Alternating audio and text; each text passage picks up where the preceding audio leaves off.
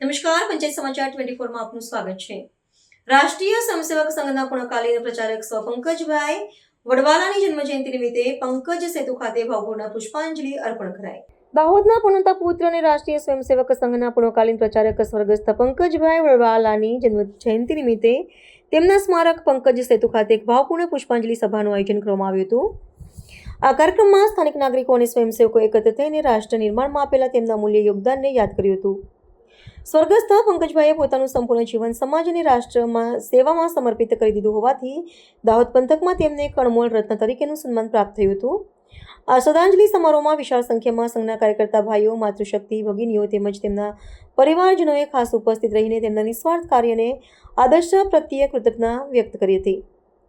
પુષ્પાર્પણની વિધિ સંપન્ન થયા બાદ સભાને સંબોધતા રાષ્ટ્રીય સ્વયંસેવક સંઘના વરિષ્ઠ પ્રચારક શ્રી અશ્વિનભાઈ પટેલે સ્વર્ગસ્થ સાથેના પોતાના જૂના સંસ્મરણો વાગોળ્યા હતા।